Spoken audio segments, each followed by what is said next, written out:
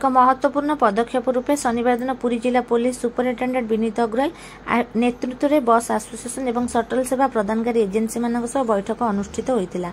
यह बैठक थिला आसंता रथयात्रा 2025 अवसर यातायात और परिवहन व्यवस्था को सुनिश्चित करने। बैठक में ग्रहण कर मुख्य निष्पत्ति गुड़िक है रथयात्रा बाहुड़ा यात्रा और सुनावेश दिन भुवनेश्वर कोणार्क और ब्रह्मगिरी दिगरू आसुवा समस्त साधारण प्रवेश और यात्री बस गुड़ी तालबणिया अस्थायी पार्किंग ग्राउंड रे पार्किंग करा जिवो। शटल सेवा व्यवस्था रथयात्रा दिन गुड़िक यात्री सहज गति पर 2टी शटल रूट सचल रहिबो। मंगलहाटू स्ट्रलिंग रोड तालबणी रेल स्टेशन। यह शटल सेवा यात्री को झंझट मुक्त यात्रा अनुभव कराइबा सहयोग करने को श्री अग्रवाल समस्त निर्देश देइछंती।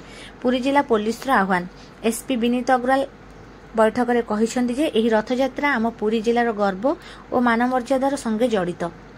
यह सफल करने आम समस्त जिम्मेदारी। यह केवल बस एसोसिएशन शटल एजेन्सी और जनसाधारण सम्मिलित चेष्टा द्वारा यह महोत्सव को एक दृष्टांत स्थापित करने उद्देश्य।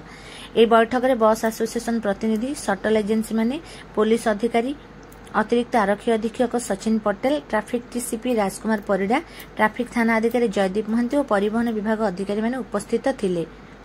पुरी पुलिस अपील आमे आम समस्त यात्री बंधु ड्राइवर और व्यवस्थापन संघ को अनुरोध करुछु जे निर्दिष्ट पार्किंग अंचल और शटल सेवा व्यवस्था पालन करंतु एवं यह धार्मिक उत्सव को सफल और शांतिपूर्ण भाव सहयोग करंतु। यह व्यवस्था जनसाधारण एवं यात्री अनुकूलता ग्रहण करा जायछि। पुरी पुलिस आपणक सेवारे आपणक सुरक्षा।